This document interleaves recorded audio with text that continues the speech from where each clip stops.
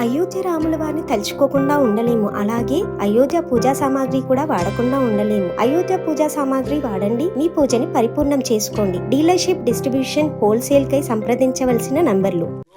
చక్రపాణి గారు మాట్లాడినా ఎవరు మాట్లాడినా మేము ఎన్నికలకు ముందు ఉద్యోగ క్యాలెండర్ ఇస్తామని చెప్పాం.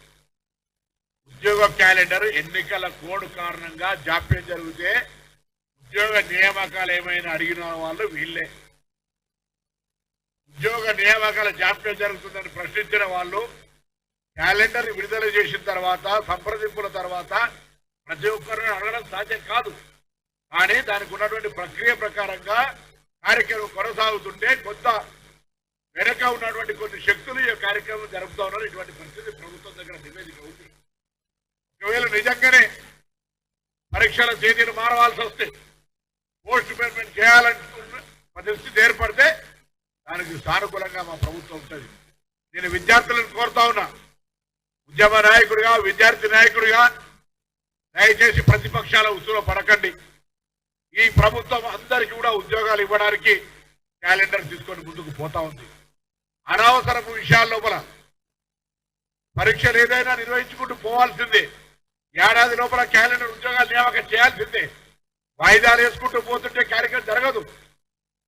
కాబట్టి ఏదైనా నిజమైనటువంటి సమస్య ఉంటే అందుకు సంబంధించి మా దృష్టికి తెమ్మని కోరుతా ఉన్నా.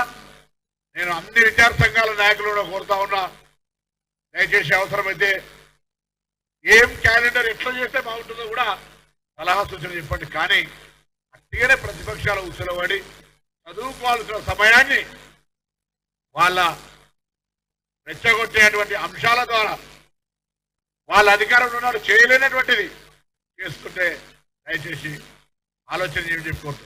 10 సంవత్సరాలు ఒక డిఎస్సి పోస్ట్ చేయని వాళ్ళు, డిఎస్సి పోస్ట్ చేయాలంటే టెట్ నిర్వహించాలి, టెట్ నిర్వహించడం, గ్రూప్ 1 పరీక్షల రిజల్ట్ తెచ్చుకుంటూ పోతా ఉన్నాం.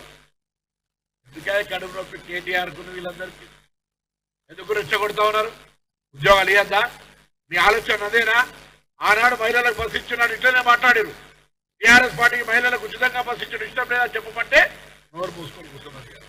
నిజంగా తెలంగాణ నిరుద్యోగ యువతకు ఉద్యోగాలు ఇవ్వడం ఇష్టం లేదా టీఆర్ఎస్ పార్టీకి చెప్పండి. ఇది విద్యార్థులు, నిరుద్యోగులు అర్థం చేసుకుంటారు. ప్రక్రియ కొనసాగుతోంది. ఇవాళనే రేపే 2-3 రోజులు కంటిన్యూ పరీక్షలు పెడతలే.